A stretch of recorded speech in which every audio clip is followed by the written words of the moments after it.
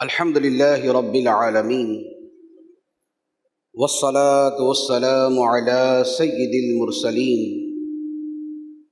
أما بعد فأعوذ بالله من الشيطان الرجيم بسم الله الرحمن الرحيم الصلاة والسلام عليك يا رسول الله وعلى آلك وأصحابك يا حبيب الله الصلاة والسلام عليك يا نبي الله وعلى آلك وأصحابك يا نور الله۔ ابو داؤد شریف کی حدیث ہے، حضرت اوس بن اوس رضی اللہ تعالی عنہ روایت کرتے ہیں، رسول کریم صلی اللہ تعالی علیہ وآلہ وسلم نے ارشاد فرمایا، بے شک تمہارے دنوں میں سب سے افضل دن جمعے کا دن ہے، تو اس دن میں مجھ پر کثرت سے درود پڑھا کرو۔ فَإِنَّ صَلَاتَكُمْ مَعْرُودَةٌ عَلَيَّ، کیونکہ تمہارا درود میری بارگاہ میں پیش کیا جاتا ہے۔ صحابہ کرام نے عرض کی، یا رسول اللہ صلی اللہ علیہ وسلم، جب آپ دنیا سے تشریف لے جائیں گے تو پھر آپ پر ہمارا درود کیسے پیش کیا جائے گا؟ نبی کریم صلی اللہ تعالیٰ علیہ وآلہ وسلم نے ارشاد فرمایا، بے شک اللہ نے زمین پر نبیوں کے مبارک جسموں کو حرام کر دیا ہے، تو نبی کا جسم مبارک سلامت ہوتا ہے، زندہ ہوتا ہے، اور میرے دنیا سے جانے کے بعد بھی تمہارا درود میری بارگاہ میں پیش کیا جائے گا۔ اعلیٰ حضرت فرماتے ہیں، تو زندہ ہے واللہ، تو زندہ ہے واللہ، تو زندہ ہے واللہ، تو زندہ ہے واللہ، میرے چشم عالم سے چھپ جانے والے سرکار دو عالم نور مجسم صلی اللہ تعالی علیہ وآلہ وسلم کو جو اللہ تعالی نے فضائل و کمالات اور اوصاف اور اخلاق عطا فرمائے،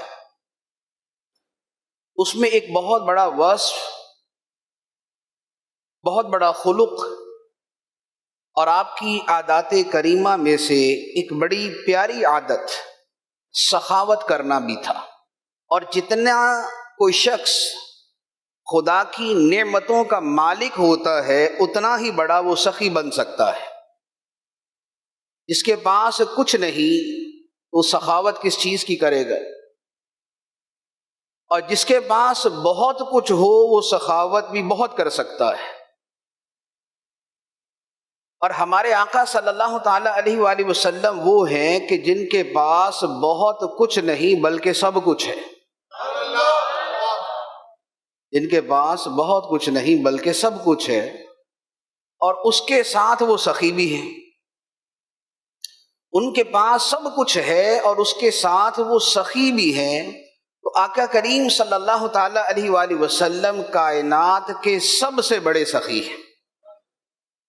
نبی پاک صلی اللہ تعالی علیہ وآلہ وسلم کے پاس کیا کچھ ہے؟ اللہ تعالیٰ ارشاد فرماتا ہے، وَلَسَوْفَ يُعْطِيكَ رَبُّكَ فَتَرْضَىٰ،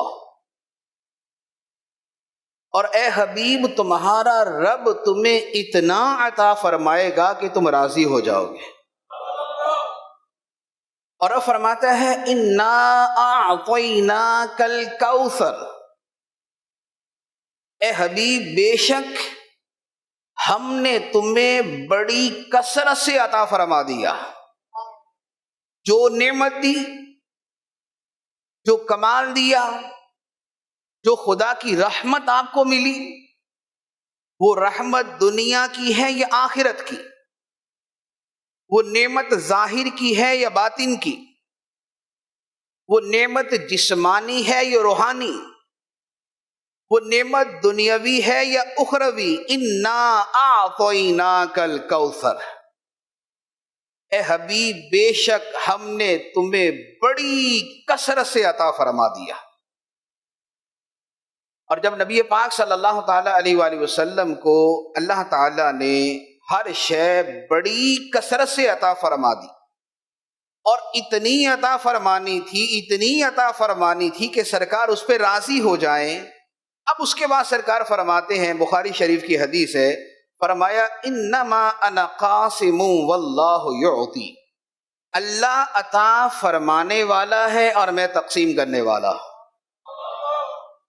خدا مالک ہے، للہ ما فی السماوات وما فی الارض، آسمان و زمین میں جو کچھ ہے سب کا مالک اللہ ہے۔ اللہم مالک الملک، اے اللہ ملک کے مالک، تو اتل ملک من تشاء، تو جسے چاہتا ہے عطا فرما دیتا ہے، تو جسے چاہتا ہے عطا فرما دیتا ہے۔ اور کتنا عطا فرماتا ہے؟ رب ارشاد فرماتا ہے ھذا عطاؤنا فمنن او امسک، کہ ہم جو اپنے پیاروں کو عطا کرتے ہیں تو اس پر فرماتے ہیں کہ یہ ہماری عطا ہے، اپنے پاس رکھو یا دوسروں کو دے دو۔ اور اب فرماتا ہے وما کان عطاء ربک محظورا، اور اے حبیب تمہارے رب کی عطا پر کوئی رکاوٹ نہیں، ایسا نہیں ہے خدا دینا چاہے تو کوئی روک دے، خدا دینا چاہے تو کوئی رکاوٹ ڈال دے۔ اللہم لا مانع لما اعطیت ولا معطی لما منعت، اے اللہ جسے تو دینا چاہے اسے روک کوئی نہیں سکتا، جسے روکنا چاہے اسے دے کوئی نہیں سکتا۔ تو اللہ ملک کا مالک، آسمان و زمین کا مالک، جملہ ذی ارواح کا مالک، وہ عطا فرمانے والا، اس کی عطا پر کوئی رکاوٹ نہیں۔ اب وہ اس ساری ملکیت کے ساتھ جسے چاہے عطا فرمائے، اور وہ کس کو چاہ کر عطا فرماتا ہے وہ خود اس نے فرما دیا انا اعطیناک الکوثر، اے حبیب بے شک ہم نے تمہیں بڑی کثرت کے ساتھ عطا فرما دیا۔ اعلیٰ حضرت اس پر فرماتے ہیں انا اعطیناک الکوثر، ساری کثرت پاتے یہ ہیں، رب ہے معطی یہ ہیں قاسم، رزق اس کا ہے کھلاتے یہ ہیں، ٹھنڈا ٹھنڈا میٹھا میٹھا پیتے ہم ہیں پلاتے یہ ہیں، رب سلم کی ڈھارس سے پل سے پار چلاتے یہ ہیں۔ تو نبی پاک صلی اللہ تعالی علیہ وآلہ وسلم کو اللہ تعالیٰ نے اتنا عطا فرمایا، اب آگے سرکار دوسروں کو کتنا عطا فرمانے والے ہیں، کتنی سخاوت کرنے والے ہیں۔ مسند احمد کی حدیث ہے، نبی پاک صلی اللہ تعالی علیہ وآلہ وسلم نے ارشاد فرمایا اللہ هو الاجود الاجود، اللہ تعالیٰ سب سے زیادہ جود و بخشش فرمانے والا ہے، اللہ تعالیٰ سب سے زیادہ جود و بخشش فرمانے والا ہے۔ وَأَنَا أَجْوَدُ وُلْدِ آدم، اور میں آدم علیہ السلام کی اولاد میں سب سے بڑھ کر سخاوت کرنے والا۔ تو نبی پاک صلی اللہ تعالیٰ علیہ وآلہ وسلم اولاد آدم میں کون کون ہے؟ جملہ انبیاء اس میں شامل ہے، دنیا کے سارے بادشاہ اس میں شامل ہیں، دنیا کے سارے سخی اس میں شامل ہیں، دنیا کے سارے مال و دولت والے اس میں شامل ہیں، دنیا میں جو ایک سے بڑھ کے ایک سخاوت کرنے والا ہے یہ سارے اس میں شامل ہیں۔ اور سرکار فرماتے ہیں کہ میں تمام اولاد آدم میں سب سے بڑھ کر سخاوت کرنے والا۔ علامہ بصیری رحمۃ اللہ علیہ اسی طرح اشارہ فرماتے ہیں فاق النبیین فی خلق وفی خلق ولم یدانوہ فی علم ولا کرم هو الحبیب الذی ترجى شفاعته لکل حول من الاحوال مقتحم، فرماتے ہیں کہ نبی پاک صلی اللہ علیہ وآلہ وسلم اپنے جمال ظاہری اور کمال باطنی میں سارے نبیوں پر فوقیت لے گئے، اور کوئی نبی ہمارے آقا صلی اللہ علیہ وآلہ وسلم کے نہ تو علم میں آپ کے برابر ہے نہ کرم میں آپ کے برابر ہے، اور حضور وہ ہیں آپ کی سخاوت کی جہتیں یہ ہیں هو الحبیب الذی ترجى شفاعته، کہ وہی تو حبیب ہیں کہ جن کی شفاعت کی امید کی جاتی ہے، تمنا کی جاتی ہے، اور کب کب کی جاتی ہے، لِكُلِّ حَوْلٍ مِّنَ الْأَحْوَالِ، زندگی میں جب کبھی مشکل پڑے تو دریائے سخاوت مصطفیٰ کی طرف فوری طور پہ متوجہ ہونا ہوتا ہے۔ بخاری شریف کی حدیث مبارک ہے، حضرت عبداللہ بن عباس رضی اللہ تعالی عنہما فرماتے ہیں، فرمایا کان النبی صلی اللہ علیہ وسلم اجود الناس، کہ آقا کریم صلی اللہ علیہ وآلہ وسلم تمام لوگوں سے بڑھ کر سخاوت کرنے والے تھے، تمام لوگوں سے بڑھ کر سخاوت کرنے والے تھے۔ فرمایا وَأَجْوَدُ مَا يَكُونُ فِي رمضان، اور جب رمضان کا مہینہ آتا تو نبی پاک علیہ الصلاۃ والسلام سب سے زیادہ سخاوت فرماتے کہ جبرائیل جب آپ سے ملتے، اور جبرائیل امین علیہ السلام رمضان کی ہر رات میں نبی پاک علیہ الصلاۃ والسلام سے ملاقات کرتے، اور آقا کریم علیہ الصلاۃ والسلام سے قرآن سنتے اور سرکار کو قرآن سناتے تھے۔ اب اس کے بعد نبی پاک علیہ الصلاۃ والسلام کی سخاوت کیسی تھی، ارشاد فرمایا فلا رسول اللہ صلی اللہ علیہ وسلم اجود بالخیر من الریح المرسلہ، فرماتے ہیں کہ آقا کریم صلی اللہ علیہ وآلہ وسلم خیر کے معاملے میں تیز چلنے والی ہوا سے بھی زیادہ سخاوت فرماتے تھے۔ جیسے تیز ہوا چلتی ہے کہ ہوا تسلسل سے چلتی ہے، نبی پاک علیہ الصلاۃ والسلام کی سخاوت بھی تسلسل سے ہوا کرتی تھی۔ اعلیٰ حضرت علیہ رحمہ اسی کی طرف اشارہ فرماتے ہیں کہ دھارے چلتے ہیں عطا کے وہ ہے قطرہ تیرا، دھارے چلتے ہیں عطا کے وہ ہے قطرہ تیرا، تارے کھلتے ہیں سخا کے وہ ہے ذرہ تیرا، اغنیاں پلتے ہیں در سے وہ ہے باڑا تیرا، اصفیاء چلتے ہیں سر سے وہ ہے رستہ تیرا۔ تو نبی پاک صلی اللہ تعالی علیہ وآلہ وسلم کی جو سخاوت ہے وہ تیز چلنے والی ہوا سے بھی زیادہ ہوا کرتی تھی۔ اب آقا کریم صلی اللہ علیہ وآلہ وسلم کی سخاوت کے مختلف رنگ ہیں۔ دنیا میں تو بندہ سخاوت کرتا ہے تو زیادہ تر یہ ہوتا ہے کہ مالی اعتبار سے وہ سخاوت کرتا ہے، جس کے پاس مال ہے وہ مال کی سخاوت کرے گا، جس کے پاس جو شے ہے وہ اسی شے کے اعتبار سے سخاوت کرے گا۔ اب نبی پاک صلی اللہ تعالی علیہ وآلہ وسلم کے پاس کیا کیا ہے، جو ہے آپ اسی کی سخاوت فرمائیں گے، اور سرکار کے پاس کیا ہے، رب نے فرما دیا انا اعطیناک الکوثر، اے حبیب بے شک ہم نے آپ کو بڑی کثرت سے عطا فرما دی۔ اب وہ کثرت دنیا کے متعلق ہے یا آخرت کے متعلق، وہ ظاہر کے متعلق ہے یا باطن کے متعلق، وہ دین کے متعلق ہے یا دنیا کے بارے میں، رب نے فرمایا بڑی کثرت کے ساتھ ہم نے آپ کو عطا فرما دیا۔ تو آقا کریم صلی اللہ تعالی علیہ وآلہ وسلم کی جو سخاوت کے رنگ اور جہتیں ہیں وہ بھی ہر شے کے اعتبار سے سخاوت کا ایک رنگ۔ نبی پاک صلی اللہ تعالی علیہ وآلہ وسلم کی سخاوت کی ایک صورت وہ ہے جو آپ کے دنیا سے تشریف لے جانے کے بعد ہے۔ اعلیٰ حضرت علیہ رحمہ فرماتے ہیں، فرمایا کہ تمام انبیاء علیہم الصلاۃ والسلام حیات حقیقی، دنیاوی، روحانی اور جسمانی کے ساتھ زندہ ہیں، اپنے مزارات طیبہ میں نمازیں پڑھتے ہیں، روزی دیے جاتے ہیں، جہاں چاہیں تشریف لے جاتے ہیں، زمین و آسمان کی سلطنت میں تصرف فرماتے ہیں، زمین و آسمان کی سلطنت میں تصرف فرماتے ہیں۔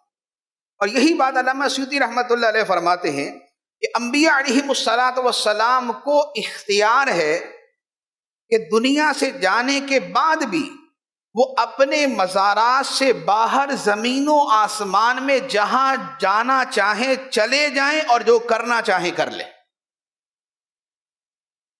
تو آقا کریم صلی اللہ علیہ وآلہ وسلم کی جو سخاوت ہے اس کی ایک صورت وہ ہے کہ جو آپ کے وصال ظاہری کے بعد ہے۔ علامہ نبہانی رحمۃ اللہ علیہ اور دیگر کئی علماء نے ایک واقعہ نقل کیا ہے، فرماتے ہیں کہ شیخ احمد بن نفیس رحمۃ اللہ علیہ فرماتے ہیں میں ایک مرتبہ مدینہ منورہ میں تھا اور مجھے بڑی شدید بھوک لگی۔ اس بھوک کی حالت میں آقا کریم علیہ الصلاۃ والسلام کے روضے پر حاضر ہوا اور عرض کی یا رسول اللہ میں بھوکا ہوں، سرکار کی بارگاہ میں عرض کی یا رسول اللہ میں بھوکا ہوں۔ فرماتے ہیں کہ یکا یک میری آنکھ لگ گئی اور تھوڑی دیر کے بعد مجھے کسی نے جگایا اور کہا بھائی میرے ساتھ چلو۔ میں ان کے ساتھ چل پڑا۔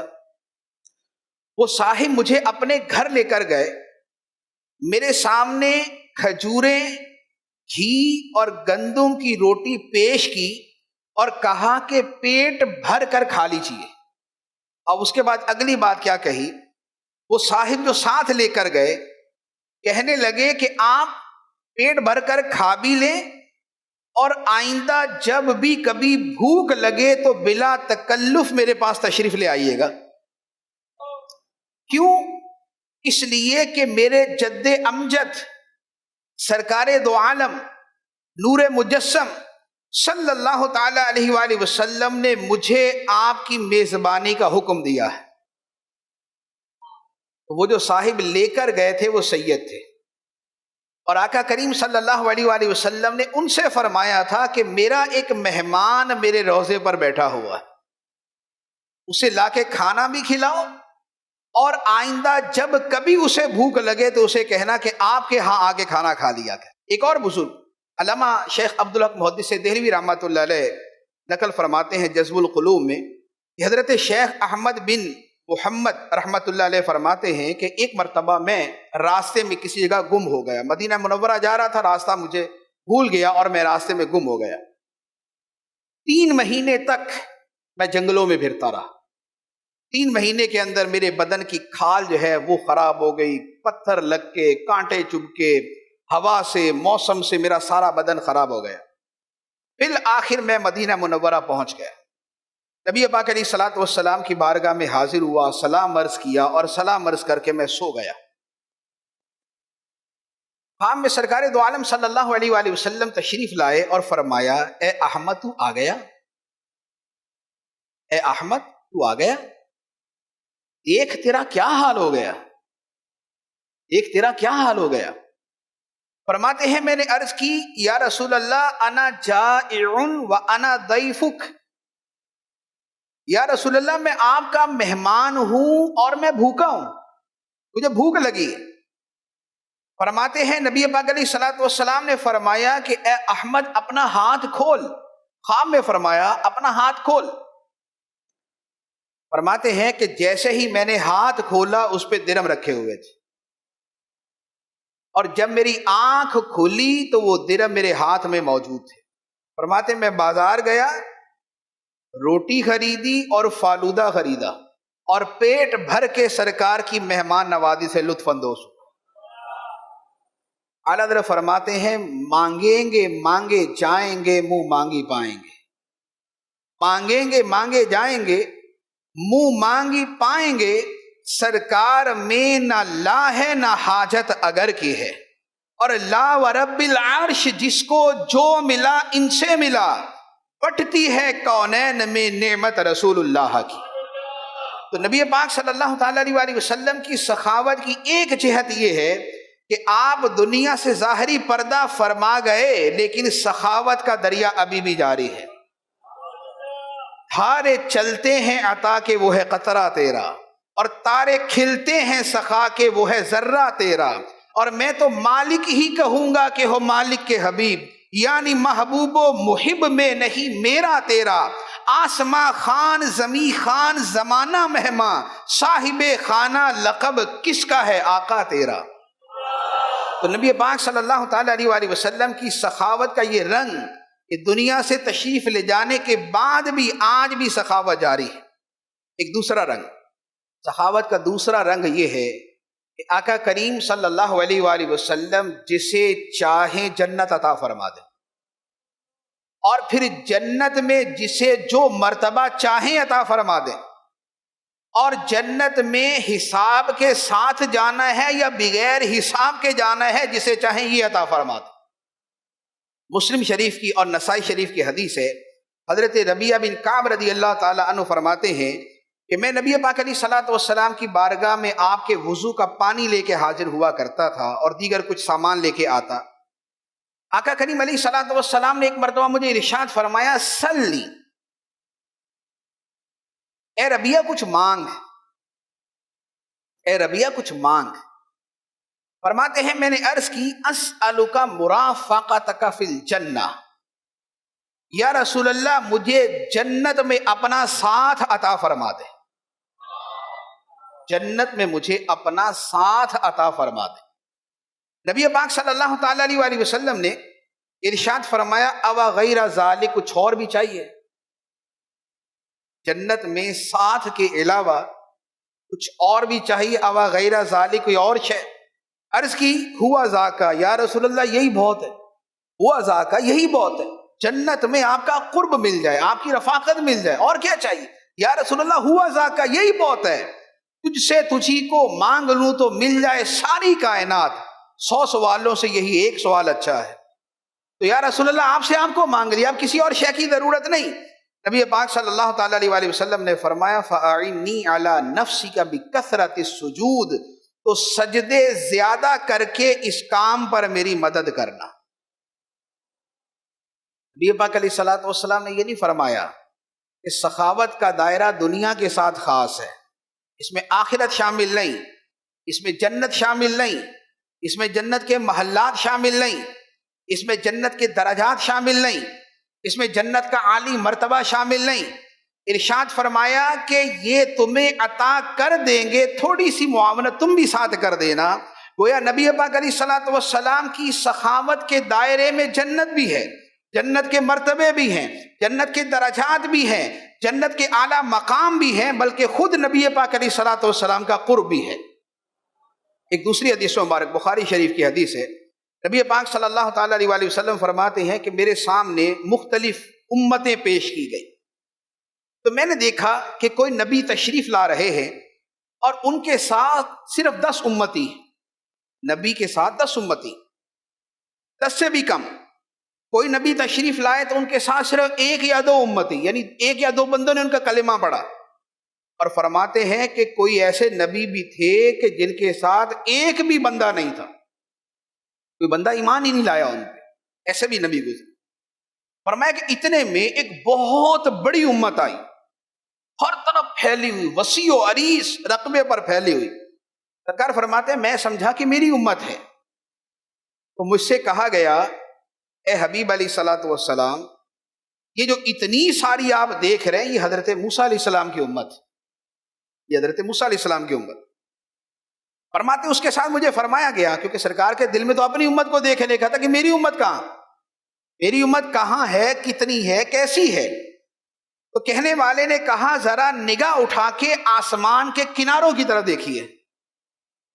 فرماتے ہیں کہ جب میں نے دیکھا تو افق سے افق تک، ایک کنارے سے دوسرے کنارے ساری امت پھیلی ہوئی، ساری امت پھیلی ہوئی، اور مجھے یہ کہا گیا کہ یا رسول اللہ یہ آپ کی امت ہے۔ اور اس کے ساتھ مزید کیا کہا گیا؟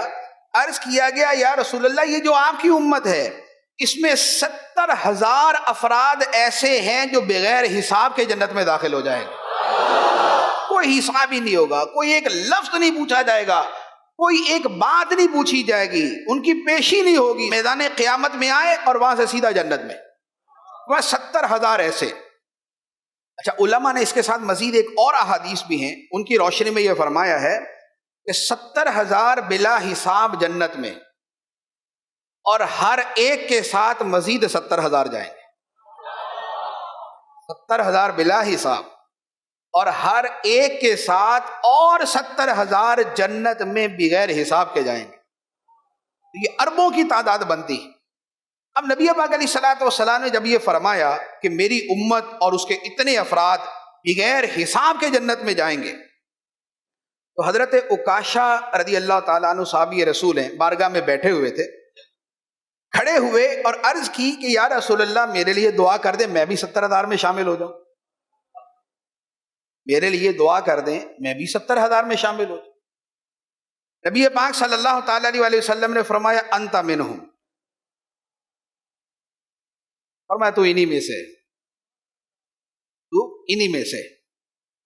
اب ایک دوسرے صاحب کھڑے ہوئے، عرض کی یا رسول اللہ میرے لیے بھی، فرمایا سابقاک بہا عکاشہ، عکاشہ تم پہ بازی لے گیا، عکاشہ تم پہ بازی لے گیا۔ اب نبی پاک علیہ الصلوۃ والسلام نے کیا شے عطا فرمائی؟ دعا تو ہم بھی کر سکتے، دعا تو ساری امت کر سکتی کہ اے اللہ ہمارا ان میں شمار کر دے کہ جو بغیر حساب کے جنت میں جائیں گے. لیکن کیا گارنٹی مل گئی کہ جنت میں جائیں گے اس طرح؟ نہیں. گارنٹی کسے ملی؟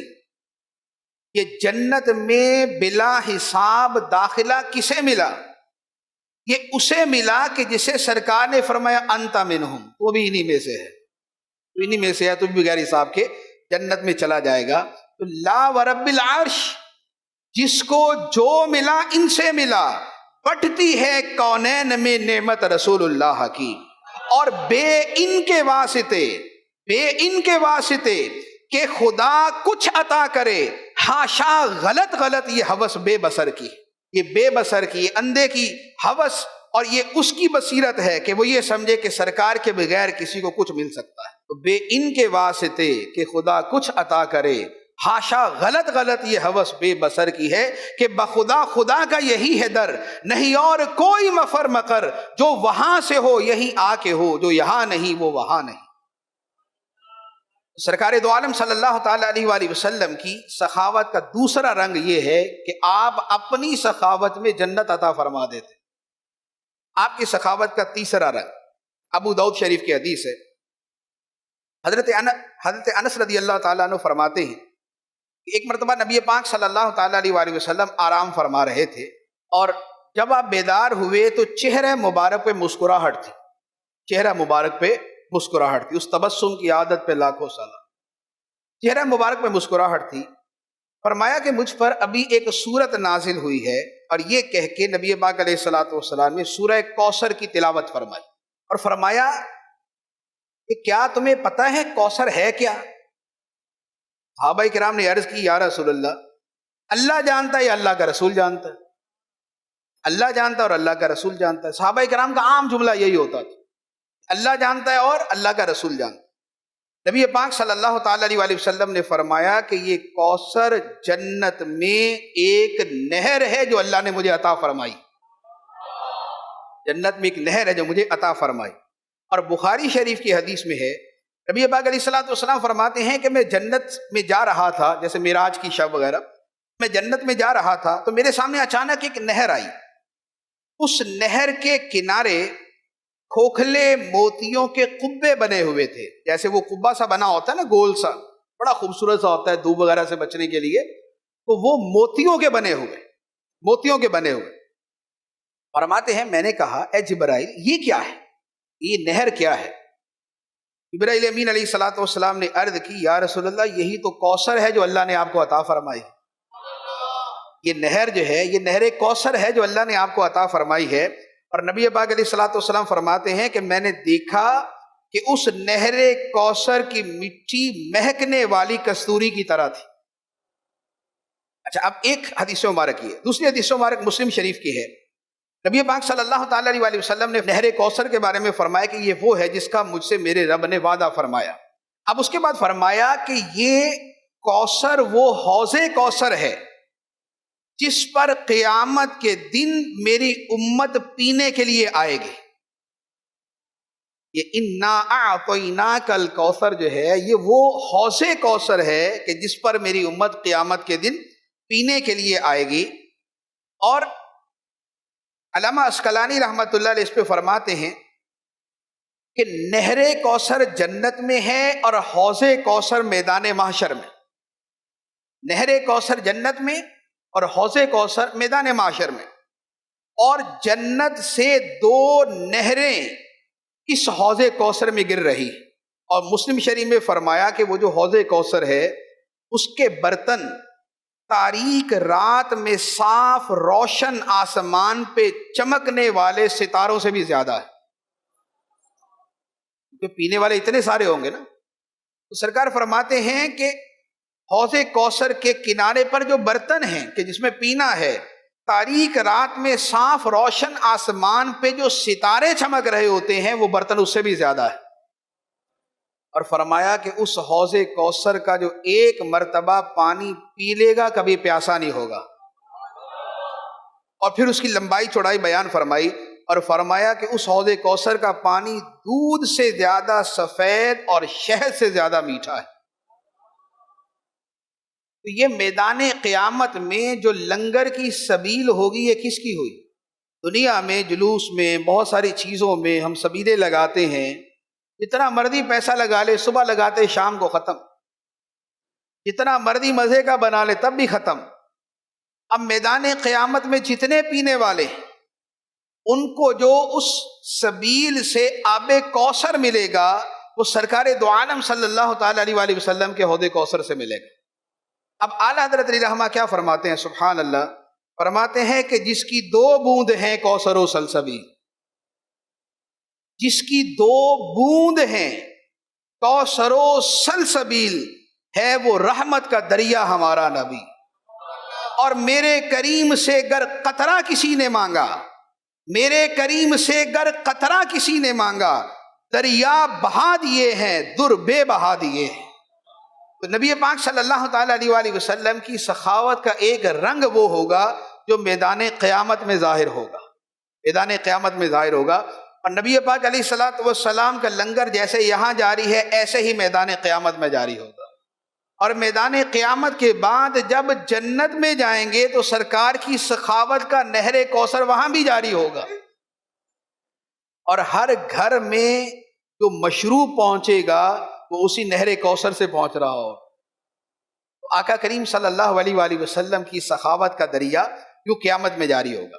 اس سخاوت کا ایک اور رنگ، نبی پاک علیہ الصلوۃ والسلام کی سخاوت کا چوتھا رنگ یہ ہے کہ ظاہری جسمانی نعمتیں نبی پاک علیہ الصلوۃ والسلام عطا فرماتے ہیں، ظاہری جسمانی نعمتیں نبی پاک علیہ الصلوۃ والسلام عطا فرماتے ہیں۔ بخاری شریف کی حدیث ہے اور اکثر نے سنی ہوتی ہے کہ غزوہ خیبر کے موقع پہ نبی پاک علیہ الصلوۃ والسلام نے ارشاد فرمایا کہ کل فوج کا جھنڈا میں اس کے ہاتھ میں دوں گا جس کے ہاتھ پہ اللہ تعالیٰ خیبر کو فتح فرما دے گا، اور وہ ایسا ہے کہ اللہ اللہ کا رسول اس سے محبت کرتے ہیں اور وہ اللہ اللہ کے رسول سے محبت کرتا ہے۔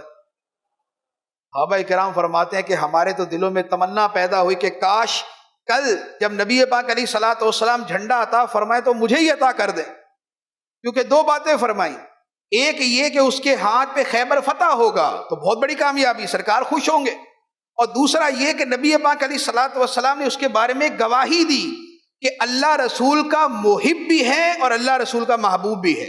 فرماتے ساری رات اسی انتظار میں گزری کہ صبح کس کا نام آتا ہے۔ جب صبح ہوئی سارے صحابہ کرام جمع ہوئے تو نبی پاک علیہ الصلوۃ والسلام نے ارشاد فرمایا علی کہاں ہے؟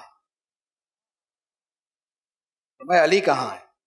عرض کی یا رسول اللہ ان کی آنکھوں میں آشوب ہے، آشوب چشم، سرخ آنکھیں ہو جاتی، تو عرض کی یا رسول اللہ آشوب چشم کا مسئلہ ہے۔ نبی پاک علیہ الصلوۃ والسلام نے فرمایا بلاؤ۔ مولا علی رضی اللہ تعالیٰ عنہ کو حاضر کیا گیا، نبی پاک علیہ الصلوۃ والسلام نے اپنا لعاب دہن ان کی آنکھوں میں لگایا،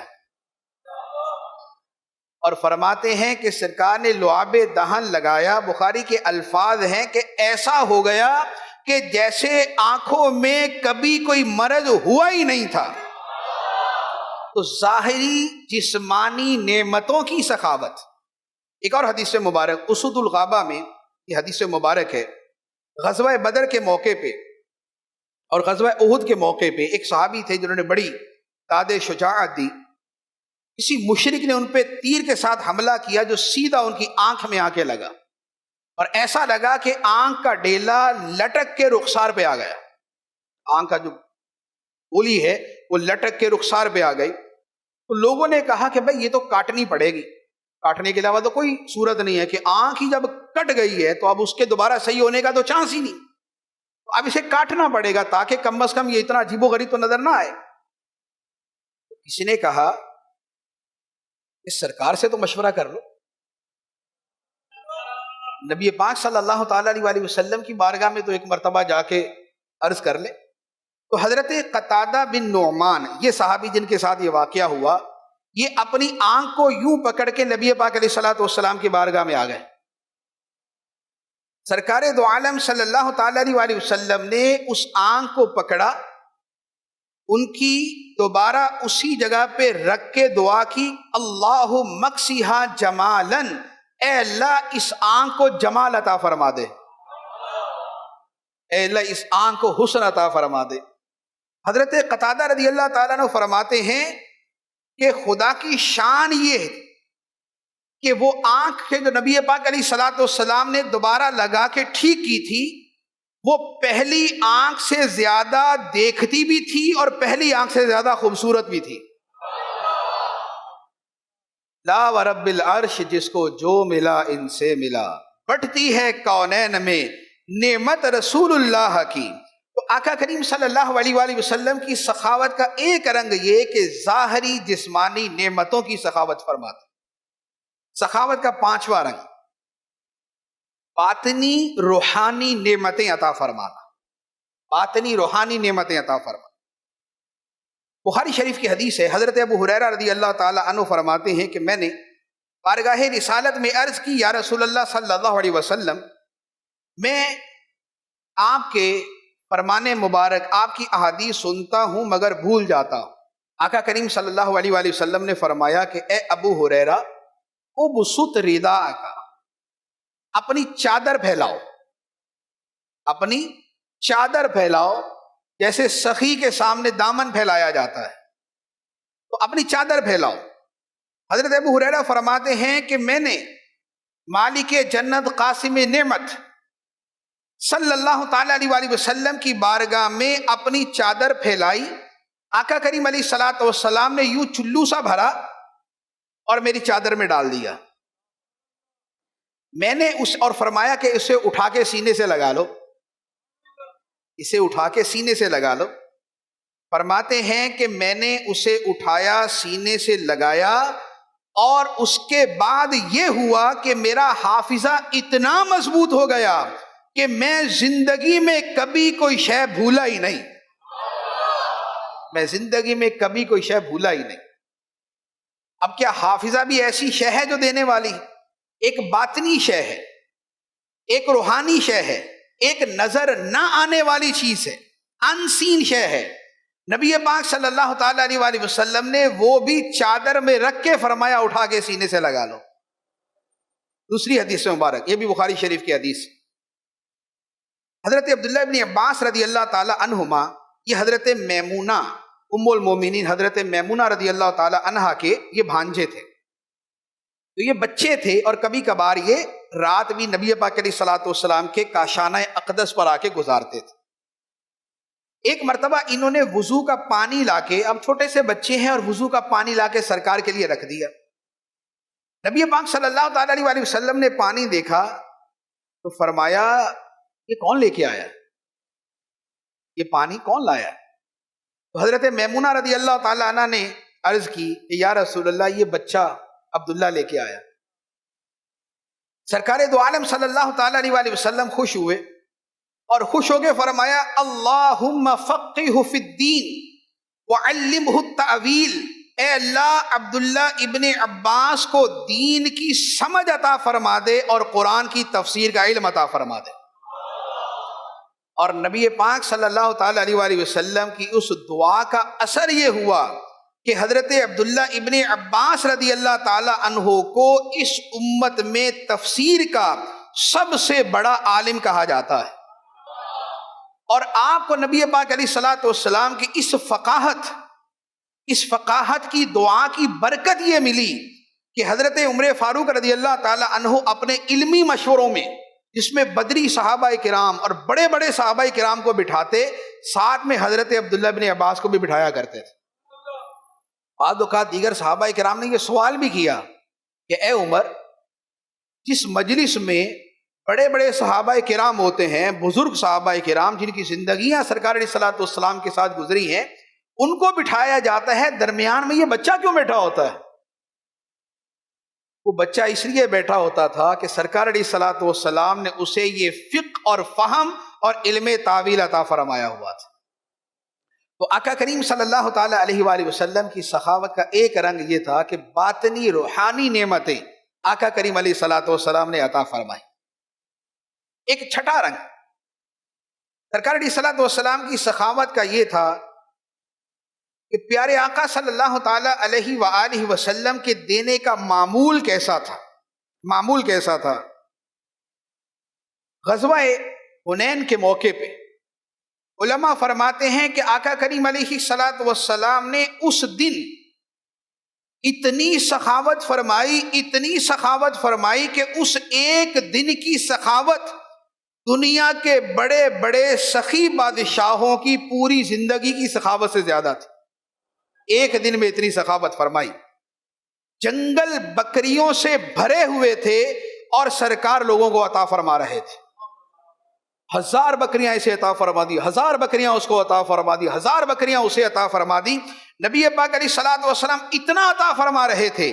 اب اس کے ساتھ کیا ہوا؟ بخاری کے الفاظ ہے کہ لوگوں کا ہجوم پڑا ہوا تھا، سرکار عطا فرما رہے تھے، لوگوں کا ہجوم پڑا ہوا تھا، اور نبی پاک علیہ السلام مسلسل پیچھے ہو رہے تھے۔ اسی میں ایک اعرابی دیہات کا رہنے والا وہ آیا، اور اس عطا کے دوران اس نے نبی پاک علیہ الصلوۃ والسلام کی چادر مبارک کو کھینچا، اتنے زور سے کھینچا کہ آپ کے مبارک کندھے اور کمر مبارک پہ اس چادر کھینچنے کا نشان بن گیا، یعنی اس نے اس طرح زور سے کھینچا۔ آقا کریم صلی اللہ علیہ وآلہ وسلم نے کیا فرمایا؟ فرمایا اے لوگو جلدی نہ کرو، اللہ کی قسم تم مجھے بخیل نہیں پاؤ گے، تم مجھے کنجوس نہیں پاؤ گے کہ جتنا مال ہے یہ سارے کا سارا دیتا رہوں، تم مجھے بخیل نہیں پاؤ گے۔ دوسری حدیث مبارک کہ آقا کریم صلی اللہ تعالی علیہ وآلہ وسلم سے جو مانگا جاتا آپ عطا فرما دیتے، منع نہیں فرماتے۔ حدیث مبارک بخاری شریف کے حضرت سہل بن سعد رضی اللہ تعالیٰ عنہ فرماتے ہیں کہ ایک عورت آقا کریم علیہ الصلوۃ والسلام کی بارگاہ میں ایک چادر لے کے آئی، اور اس نے وہ بنی ہوئی بڑی خوبصورت چادر آپ کو پیش کی۔ سرکار نے اسے استعمال فرمایا۔ جب صحابہ کے درمیان آئے تو دیکھا بڑی خوبصورت ہے، سرکار علیہ الصلوۃ والسلام پہ بڑی جچ رہی، تو ایک صحابی نے عرض کی یا رسول اللہ کتنی خوبصورت چادر ہے، مجھے عطا فرما دیں۔ آقا کریم علیہ الصلوۃ والسلام مجلس سے اٹھے، گھر تشریف لے گئے، چادر کو لپیٹ کے واپس آ کے اس صحابی کو عطا فرما دی۔ ابھی آئی نئی ابھی ملی ہے، پہنی ہے، خوبصورت ہے، سب کو اچھی لگ رہی ہے، سوال کیا، آپ گھر گئے، اتارا اور اسے لپیٹ کر اسے عطا فرما دیا۔ صحابہ کرام نے اس چادر مانگنے والے سے کہا کہ تم نے اچھا نہیں کیا، تمہیں پتا تو ہے کہ سرکار کسی کا سوال رد نہیں کرتے، تمہیں پتا تو ہے کہ سرکار کسی کا سوال رد نہیں کرتے، تو تم نے ایسی شے کا کیوں سوال کیا جو ابھی تو پیش کی گئی ہے؟ اس صحابی نے کیا جواب دیا؟ بخاری کے الفاظ ہیں، اس نے کہا خدا کی قسم یہ چادر میں نے پہننے کے لیے نہیں لی، یہ میں نے پہننے کے لیے نہیں مانگی، یہ تو میں نے اس لیے مانگی ہے کہ جب مجھے موت آئے تو اس چادر میں مجھے کفن دیا جائے۔ اور حضرت سہل بن سعد فرماتے ہیں کہ پھر وہ وقت آیا کہ اس صحابی کا انتقال ہوا اور اسی چادر کے اندر اسے کفن دیا گیا۔ مالک کونین ہیں گو پاس کچھ رکھتے نہیں، مالک کونین ہیں گو پاس کچھ رکھتے نہیں، دو جہاں کی نعمتیں ہیں ان کے خالی ہاتھ میں۔ اب یہ جو آقا کریم علیہ الصلوۃ والسلام کا عطا فرمانا تھا کہ کسی نے جو مانگا عطا فرما دیا، کسی نے بکریوں کے ڈھیر مانگے، ریوڑ کے ریوڑ مانگے، عطا فرما دیے۔ وجہ کیا تھی؟ شفا شریف میں حدیث ہے، حضرت جابر بن عبداللہ رضی اللہ تعالیٰ عنہما فرماتے ہیں کہ سرکار دو عالم صلی اللہ تعالیٰ علیہ وآلہ وسلم کی عادت مبارکہ یہ تھی کہ کبھی کسی سائل کو لا نہیں فرماتے تھے۔ نبی پاک علیہ الصلوۃ والسلام کبھی کسی کو نہیں فرماتے تھے، تو اس لیے سرکار سے جب جس نے جو مانگا سرکار نے عطا فرما دیا۔ اعلیٰ حضرت علامہ اسی پہ فرماتے ہیں نا کہ واہ کیا جود و کرم ہے شہ بطحہ تیرا، واہ کیا جود و کرم ہے شہ بطحہ تیرا، نہیں سنتا ہی نہیں مانگنے والا تیرا۔ سرکار دو عالم صلی اللہ تعالیٰ علیہ وآلہ وسلم کی سخاوت کا ایک اور رنگ یہ تھا کہ آپ اپنے پاس کچھ نہ رکھتے تھے۔ ایک تو یہ ہے کہ مانگنے والے کو عطا فرما دیتے، ایک یہ کہ اپنے پاس کچھ نہیں رکھتے تھے۔ کئی بخاری شریف کی حدیث ہیں، ابو داؤد شریف کی حدیث ہیں، یہ امام اصبہانی رحمۃ اللہ علیہ کے حوالے سے ہے۔ فرماتے ہیں کہ ایک مرتبہ نبی پاک علیہ الصلوۃ والسلام کی بارگاہ میں 70,000 درہم پیش کیے گئے۔ 70,000 درہم آج کے اعتبار سے آپ سمجھ لیں کہ 35-40 لاکھ روپے۔ نبی پاک علیہ الصلوۃ والسلام نے چٹائی کے اوپر وہ سارے درہم رکھے اور پاس کھڑے ہو کے تقسیم فرمانا شروع کر دیے، یہ اس کو دے دو، یہ اس کو دے دو، اتنے اسے دے دو، اتنے اسے دے دو۔ فرماتے ہیں کہ کوئی سائل خالی ہاتھ نہ لوٹا حتیٰ کہ 70,000 درہم سارے کے سارے تقسیم ہو گئے، سارے کے سارے تقسیم ہو گئے۔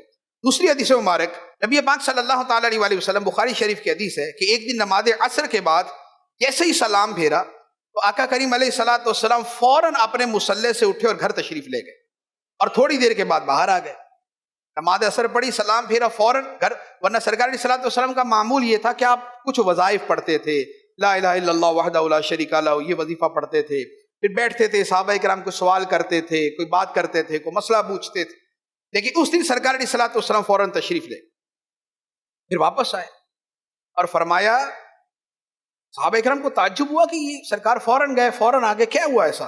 آقا کریم علیہ الصلوۃ والسلام نے فرمایا کہ نماز میں مجھے خیال آیا کہ صدقے کا کچھ سونا گھر میں پڑا ہوا، صدقے کا کچھ سونا گھر میں پڑا ہوا ہے، مجھے پسند نہ آیا کہ رات ہو جائے اور وہ گھر میں پڑا رہے، میں نے جا کے اسے تقسیم کرنے کا حکم دیا ہے کہ رات گزرنے سے پہلے پہلے گھر میں رکھا ہوا سونا جو ہے وہ سارے کا سارا تقسیم کر دیا جائے۔ اور آقا کریم علیہ الصلوۃ والسلام کی عطا کا جذبہ کیسا تھا، سخاوت کا جذبہ کیسا؟ اس کی سخاوت ہوتی کیا ہے؟ ایک چھوٹی سی بات عرض کروں، سخاوت اصل ہے دل کا فعل، کہ آدمی خرچ کرنے میں تردد محسوس نہ کرے، خرچ کرنے میں اسے یہ نہ ہو یا دوں نہیں دوں، اچھا چلو رہنے ہی دیتا ہوں، اچھا چلو دے دیتا، اچھا چھوڑ دیتا ہوں، یہ جو تردد ہے دل کے اندر، دینا نہ دینا، یہ پھرتا رہے، یہ ہے سخاوت کے برعکس، یہ الٹ ہے اس کی۔ اور بلا تکلف اور بلا تردد دے دیا جائے اور دیکھ کر بندہ خوش ہو، یہ سخاوت ہے، دیکھ کر خوش ہو کہ الحمدللہ دے دیا، یہ سخاوت۔ تو دل میں مال کی ایسی محبت نہ ہو کہ جو دینے میں رکاوٹ بنے۔ نبی پاک صلی اللہ تعالیٰ علیہ وسلم کا دینے کا، سخاوت فرمانے کا جذبہ کیسا تھا؟ بخاری شریف کے الفاظ ہیں، حضرت ابو ذر غفاری رضی اللہ تعالیٰ عنہ فرماتے ہیں، ایک دن میں نبی پاک علیہ الصلوۃ والسلام کے ساتھ تھا، آپ نے احد پہاڑ کو دیکھا، سرکار کا محب اور سرکار کا محبوب احد پہاڑ۔ نبی پاک علیہ الصلوۃ والسلام نے احد پہاڑ کو دیکھا اور فرمایا کہ اگر یہ پہاڑ میرے لیے سونے کا بن جائے، سونے کا بن جائے، تب بھی میں پسند نہیں کروں گا کہ اس میں سے ایک دینار بھی میرے پاس 3 دن سے زیادہ رہ جائے، ایک دینار بھی 3 دن سے زیادہ رہ جائے، یہ سونے کا پہاڑ بن جائے، وہ 4-5 کلومیٹر بڑا لمبا چوڑا پہاڑ سارا سونے کا بن جائے، میں 3 دن کے اندر اندر سارے کا سارا تقسیم کر دوں، 1 درہم سے زیادہ میں اپنے پاس باقی نہ رکھوں۔ اور وہ 1 درہم کیوں؟ 1 درہم کیوں؟ فرمایا وہ 1 درہم یا 1 دینار اس لیے کہ تاکہ اس سے اپنا قرضہ ادا کر سکوں، 1 دینار رکھنا ہے وہ بھی اس لیے کہ اپنا قرضہ ادا کر سکوں۔ اور وہ قرضہ بھی کس لیے ہوا کرتا تھا کہ سرکار علیہ الصلوۃ والسلام کی بارگاہ میں سائل آتا اور آ کے عرض کرتا، یا رسول اللہ مجھے کچھ عطا فرمائیں، اور نبی پاک علیہ الصلوۃ والسلام کے پاس ظاہری طور پہ کچھ نہ ہوتا تو فرماتے فلاں دکاندار کے پاس چلے جاؤ، میرے نام پہ اسے سودا خرید لو، تم سودا لے جانا، جب میرے پاس کچھ آئے گا تو میں اسے دے دوں گا۔ قرض یہ ہوا کرتا تھا۔ تو جو ایک احد پہاڑ کے برابر سونا ہے وہ بھی سخاوت کر دیا، اور جو 1 دینار رکھا ہے وہ بھی سخاوت کا ہے، وہ بھی سخاوت کا ہے۔ نبی پاک علیہ الصلوۃ والسلام جب اس طرح سخاوت فرماتے تو ایک مرتبہ حضرت عمر فاروق رضی اللہ تعالیٰ نے عرض کی سرکار کی محبت میں کہ یا رسول اللہ، اللہ تعالیٰ نے آپ کو یہ تو مکلف نہیں کیا کہ آپ قرضے لے کر لوگوں کو سخاوت فرمائیں، آپ قرض لے کے سخاوت کریں۔ سرکار دو عالم صلی اللہ تعالیٰ علیہ وسلم کا چہرہ مبارک کا رنگ بدل گیا، جیسے ایک بات پسند نہیں آتی نا تو سرکار کے چہرے کا رنگ بدل گیا۔ تو حضرت سیدنا بلال حبشی رضی اللہ تعالیٰ عنہ، کیونکہ سرکار کے خزانچی تو وہی تھے، سرکار تقسیم تو انہی کی دیرے فرماتے تھے، اور تو ان کو پتا تھا کیسے دینا ہے، تو انہوں نے کہا یا رسول اللہ جتنا چاہیں خرچ کریں، عرش کے مالک سے کسی کمی کا اندیشہ نہ کریں، عرش کے مالک سے کسی کمی کا اندیشہ نہ کریں، آپ جتنا چاہیں خرچ کریں۔ نبی پاک صلی اللہ تعالیٰ علیہ وسلم نے فرمایا مجھے اسی کا حکم دیا گیا ہے، تو یہ ہے آقا کریم صلی اللہ تعالی علیہ وآلہ وسلم کی سخاوت۔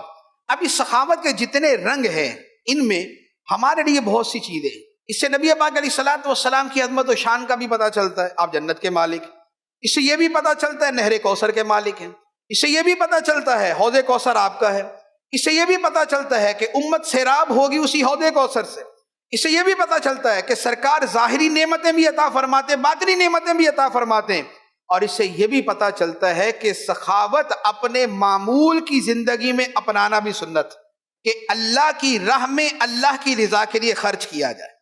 جب خدا کی راہ میں خرچ کرنے کی بات آئے تو پھر وہاں پر آدمی تردد نہ کرے، وہاں پر اپنے آپ کو روکے نہیں، بلکہ اعتدال کے ساتھ اللہ کی راہ میں خرچ کرے، کہ راہ خدا میں سخاوت کرنا محبوب کریم کی سنت ہے۔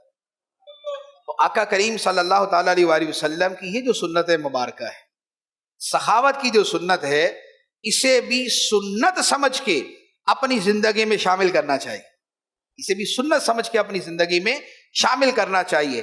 اب اس سخاوت کا اظہار خواہ اپنے رشتہ داروں کے ساتھ ہو، یا اپنے گلی محلے کے غریبوں کے ساتھ ہو، یا اور کہیں جہاں پر ضرورت نظر آئے وہاں پر یہ سخاوت کی جائے، تو یہ سخاوت دل میں ایسی ہو کہ جہاں جب اس کا موقع آئے وہاں پر اس سخاوت کا اظہار ہو۔ اس پر ہم عمل کریں گے تو انشاءاللہ عز و جل اس سنت پر عمل کا ثواب بھی ملے گا، اور وہ اس ایک سنت پہ عمل کرنا ہمارے لیے صدقے کے اور راہ خدا میں خرچ کرنے کے 70 یا اس سے بھی زیادہ راستوں میں خرچ کرنے کا ذریعہ بھی بنے گا۔